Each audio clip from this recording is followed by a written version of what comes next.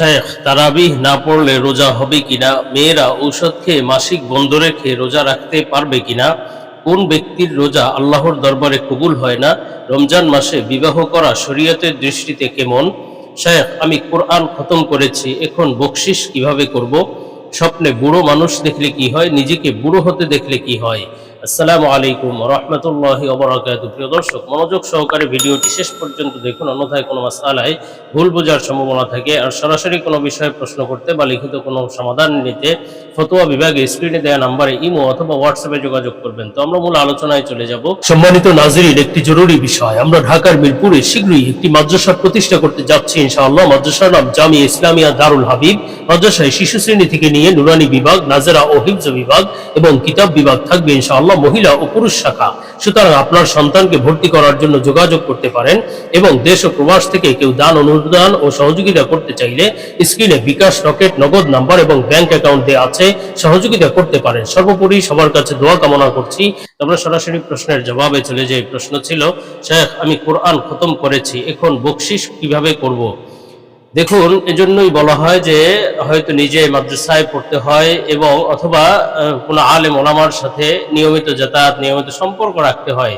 তাহলেই দ্বীন ইসলামের ব্যাপারে পরিপূর্ণ একটা ধারণা থাকে এবং ইসলামের আমল বিধিবিধানের ব্যাপারে পরিপূর্ণ ওয়াকিফাল হওয়া যায়। অন্যথায় মুসলমান হয়েও দ্বীন ইসলামের ব্যাপারে, ইলমের ব্যাপারে এবং ইসলামী বিধিবিধানের ব্যাপারে অজ্ঞ এবং মূর্খ থাকতে হয়। তো আপনি যে প্রশ্নটি করেছেন যে কোরআন খতম করার পরে এখন বকশিস কিভাবে করবেন, দেখুন, কোরআন খতম করা এটি হলো একটি সওয়াবের কাজ। কোরআন তিলাওয়াত করা এটি সওয়াবের কাজ। এবং আপনি যদি অন্য কোনো মৃত ব্যক্তির জন্য, মৃত ব্যক্তির সওয়াব রিসানের জন্য কোরআন তিলাওয়াত করেন, কোরআন খতম করেন, অথবা যে কোনো উদ্দেশ্যে কোরআন খতম করেন, তো আপনার সেই উদ্দেশ্যটা থাকাই যথেষ্ট। আপনার আলাদাভাবে বকশিস করার জন্য বিশেষ কিছু আয়োজন করতে হবে এই ধরনের কোনো বিষয় নয়।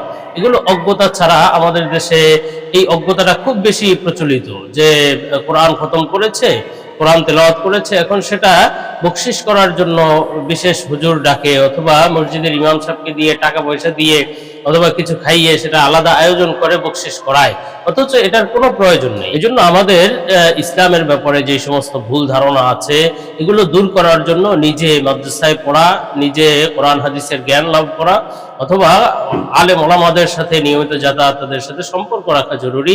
তাহলেই ইসলামের ব্যাপারে আমাদের স্পষ্ট ধারণা থাকবে ইনশাআল্লাহ। তো আমরা পরবর্তী প্রশ্নের জবাবে চলে যাই। প্রশ্ন ছিল, শেখ, শেখ, স্বপ্নে বুড়ো মানুষ দেখলে কি হয়? নিজেকে বুড়ো হতে দেখলে কি হয়? দেখুন, স্বপ্ন আল্লাহ তাআলার পক্ষ থেকে বান্দাদের জন্য একটি হাদিয়া স্বরূপ।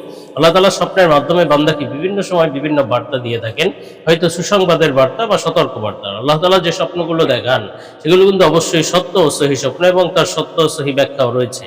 তো প্রশ্নের ভিত্তিতে আমরা গুরুত্বপূর্ণ কিছু স্বপ্নের ব্যাখ্যা সম্পর্কে, স্বপ্নে বুড়ো মানুষ দেখা বা নিজেই বৃদ্ধ হতে দেখা, এ সম্পর্কে আলোচনা করব নির্ভরযোগ্য স্বপ্নের ব্যাখ্যার কিতাব আল্লামা ইমাম মুহাম্মদ ইবনে সিরিন রহমতুল্লাহ আলাইহির তাবির রুইয়া কিতাব থেকে। তো হযরত ইবনে সিরিন রহমতুল্লাহ আলাইহি বলেছেন, স্বপ্নে যদি কোনো ব্যক্তি নিজেই বৃদ্ধ হয়ে যেতে দেখে, যে তার বয়স বেড়ে গিয়েছে, তার চুল পেকে গিয়েছে, চুল সাদা হয়ে গিয়েছে, এই ধরনের স্বপ্ন দেখলে এটি ইজ্জত সম্মান লাভের আলামত। শীঘ্রই আল্লাহ তাআলা তার মান মর্যাদা সম্মান বাড়িয়ে দেবেন ইনশাআল্লাহ। আর স্বপ্নে যদি কোনো ব্যক্তি বৃদ্ধ দেখে, অপরিচিত বৃদ্ধ যাকে সে চিনে না, স্বপ্নের মধ্যে এমন বৃদ্ধ স্বপ্নে দেখলে তাহলে বুঝতে হবে এটি তার জীবনে সুখ শান্তি আসার আলামত, দুঃখ কষ্ট বিপদ আপদ দূর হয়ে যাবে ইনশাআল্লাহ। এবং তার কোনো বন্ধুর মাধ্যমে তার মনের আশা পূরণ হবে, তার কোনো আত্মীয় স্বজন, বন্ধু, পরিচিত ব্যক্তির মাধ্যমে তার মনের আশা পূরণ হওয়ার আলামত এবং তার জীবন থেকে দুঃখ কষ্ট এবং চিন্তা পেরেশানি দূর হয়ে যাবে ইনশাআল্লাহ।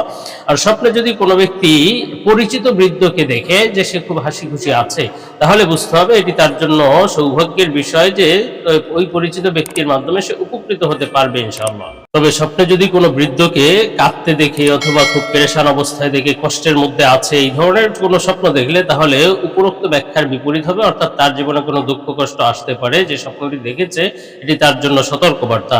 আর স্বপ্নে যদি কোনো ব্যক্তি, কোনো যুবক যদি দেখে যে সে বৃদ্ধ হয়ে গিয়েছে, অথবা যে কোনো বয়সের কোনো ব্যক্তি যদি বৃদ্ধ হতে দেখে, তাহলে বুঝতে হবে এটি সম্মান মর্যাদা লাভের আলামত এবং আখিরাতের কাজে মনোযোগী হওয়ার আলামত। আমরা পরবর্তী প্রশ্নের জবাবে চলে যাই। প্রশ্ন ছিল, রমজান মাসে বিবাহ করা শরীয়তের দৃষ্টিতে কেমন? দেখুন, রমজান মাসে বিবাহ করা স্বাভাবিক দৃষ্টিতে তো এটা কোনো অবৈধ বিষয় নয়, হারাম বিষয় নয়। তবে কেউ যদি ধারণা করে, মনে করে যে রমজানে বিবাহ করলে ইবাদত বন্দিগি, যেহেতু রমজান ইবাদত বন্দিগির মাস, তিলাওয়াতের মাস, রোজার মাস, নামাজের মাস, ওর কথা আমলের মাস, সুতরাং বিবাহ করলে সেক্ষেত্রে আমলে ত্রুটি আসতে পারে অথবা তার আমলে ব্যাঘাত ঘটতে পারে। তো এই চিন্তা করে সে যদি চায় বিবাহ পিছিয়ে দিতে পারে, রমজানের পরে বিবাহ বন্ধনে আবদ্ধ হতে পারে, রমজানে না হতে পারে। তবে আলাদাভাবে রমজানে বিবাহ করলে যে বিশেষ ক্ষতি, অমঙ্গল বা কোনো খারাপ কিছু অথবা নাজায়েজ এমন কোনো কিছু নেই। আমরা পরবর্তী প্রশ্নের জবাবে চলে যাই। প্রশ্ন ছিল, কোন ব্যক্তিদের রোজা আল্লাহর দরবারে কবুল হয় না? দেখুন, হাদিসের মধ্যে আছে, নবীজি সাল্লাল্লাহু আলাইহি সাল্লাম বলেন, যে ব্যক্তি রোজা রেখে মিথ্যা পরিত্যাগ করতে পারলো না, গুনাহের কাজ, অন্যায় কাজ পরিত্যাগ করতে পারলো না, আল্লাহ তাআলার তার রোজার, তার না খেয়ে থাকার কোনো প্রয়োজন নেই, তার উপবাসের কোনো প্রয়োজন নেই।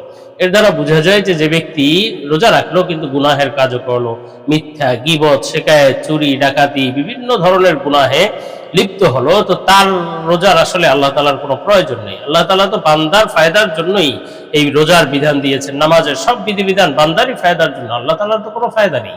এজন্য বান্দা পরিপূর্ণ ফায়দা নিতে হলে ভালো কাজের সাথে সাথে তার গুনাহের কাজও বর্জন করতে হবে, অন্যায় অপরাধের কাজও বর্জন করতে হবে, তবেই সে ভালো কাজের সওয়াব এবং ফাজাইল লাভ করতে পারবে। এজন্য রোজা রেখে সকল ধরনের গুনাহ থেকে বিরত থাকতে হবে, তবেই রোজার ফজিলত পাওয়া যাবে। আমরা পরবর্তী প্রশ্নের জবাবে চলে যাই। প্রশ্ন ছিল, মেয়েরা ঔষধ খেয়ে মাসিক বন্ধ রেখে রোজা রাখতে পারবে কিনা? দেখুন, এটার কোনো প্রয়োজন নেই, এটার প্রয়োজন নেই। মেয়েদের জন্য যেটা স্বাভাবিক পন্থা, স্বাভাবিক মাসিক ঋতুচক্র যেটা আছে, এটাকে রক্ষা করা জরুরি। অন্যথায় বিভিন্ন শারীরিক প্রবলেম হতে পারে, বিভিন্ন ধরনের রোগ ব্যাধির শিকার হতে পারে, ডাক্তারগণ বলে থাকেন। এজন্য অত্যন্ত সাদিদ প্রয়োজন ছাড়া, অত্যন্ত জরুরত ছাড়া আসলে এই ঔষধ খেয়ে মাসিক বন্ধ রাখার বিষয়টি গ্রহণ করা উচিত নয়। আর রোজা রাখার জন্য মাসিক বন্ধ রাখবেন, এটা ইসলাম সমর্থন করে না। হ্যাঁ, কেউ যদি রাখে তো রোজা হয়ে যাবে, তার রোজা রাখতে হবে। যদি মাসিক বন্ধ রাখে ঔষধ খেয়ে, তাহলে রোজা রাখতে হবে এবং সেই রোজা হয়েও যাবে, কিন্তু এটার কোনো প্রয়োজন নেই। তো আমরা পরবর্তী প্রশ্নের জবাবে চলে যাই। প্রশ্ন ছিল, শেখ, তারাবিহ না পড়লে রোজা হবে কিনা? সুন্নাহ শপিং আপনাদের জন্য নিয়ে এলো একটি ইসলামিক পণ্যের দারুণ প্যাকেজ। প্যাকেজে থাকবে উন্নত মানের টুপি, তাসবিহ, মেসওয়াক, আতর, সুরমা, মা বোনের জন্য হাতমোজা, পামোজা এবং নবীজির 1000 সুন্নাতের একটি পকেট বই। আর এসব কিছু পাবেন একটি আকর্ষণীয় গিফট বক্সের ভিতর। সুতরাং 8টি সুন্নতি জিনিসের এই প্যাকেজটি নিতে পারেন নিজের জন্য, পরিবারের জন্য বা প্রিয়জনকে গিফট করার জন্য।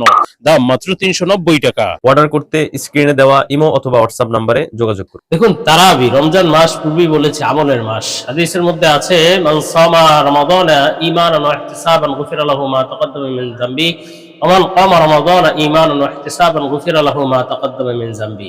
যে ব্যক্তি রমজানে রোজা রাখলো ঈমানের সাথে সওয়াবের নিয়তে, আল্লাহ তাআলা তার পিছনের সব গুনাহ মাফ করে দেন। তেমনি ভাবে যে ব্যক্তি রমজানে কিয়াম করলো, নামাজ আদায় করলো, বিশেষভাবে তারাবি নামাজ উদ্দেশ্য মুহাদ্দিসিন একরাম বলেন, তো তারাবি নামাজ পড়লে তারও পিছনের সব গুনাহ মাফ। এজন্য আপনি তারাবি কেন পড়বেন না?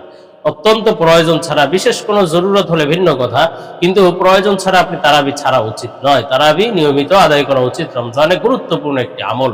এখন বিশেষ যদি কোনো প্রয়োজনে আপনি তারাবি পড়তে পারেননি, তাহলে যে আপনার রোজা রাখবেন না এমন নয়, রোজা রাখতে হবে এবং সেই রোজা আপনার হয়েও যাবে, কিন্তু প্রয়োজন ছাড়া তারাবি ছাড়া উচিত নয়।